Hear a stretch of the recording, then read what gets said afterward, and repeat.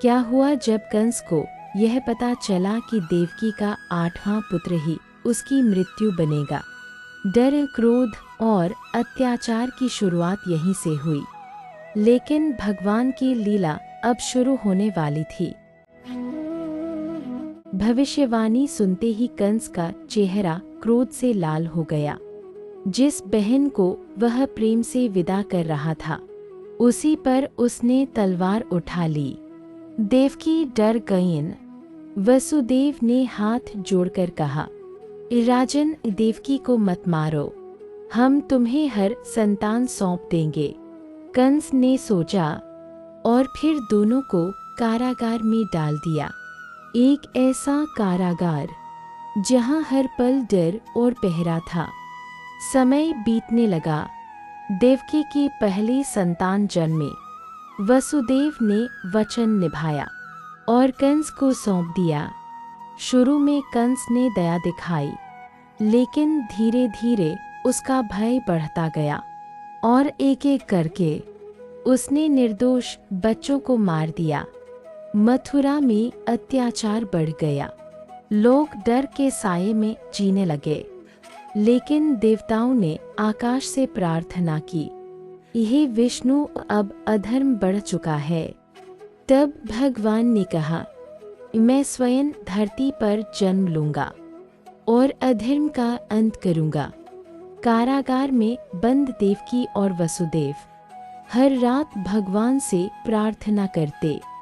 उन्हें विश्वास था अब कोई दिव्य चमत्कार होगा।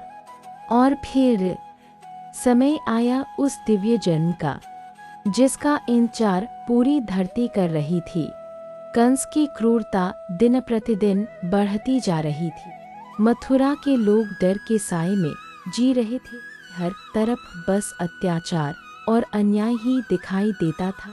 लेकिन उसी समय मथुरा के कुछ संत और भक्त गुप्त रूप से भगवान से प्रार्थना कर रहे थे, हे प्रभु, अब अधर्म बहुत बढ़ गया है, धरती को आपके अवतार की आवश्यकता है।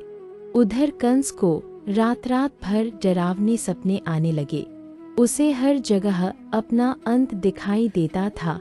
कभी बिजली कड़कती, कभी महल के दीपक अपने आप बुझ जाते और कंस का मन और भी बेचैन हो उठता। डर और घमंड ने मिलकर उसे और निर्दयी बना दिया।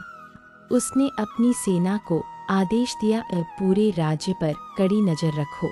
कोई भी ऐसी खबर मिले तो तुरंत मुझे बताओ। लेकिन कंस यह नहीं जानता था कि भगवान की लीला शुरू हो चुकी है और समय धीरे धीरे उसके अंत की ओर बढ़ रहा है। राधे कृष्ण।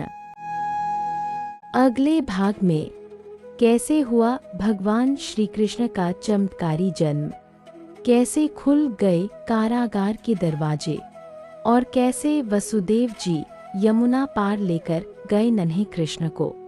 अगर अगला भाग देखना चाहते हो तो अभी कमेंट में लिखो राधे कृष्ण।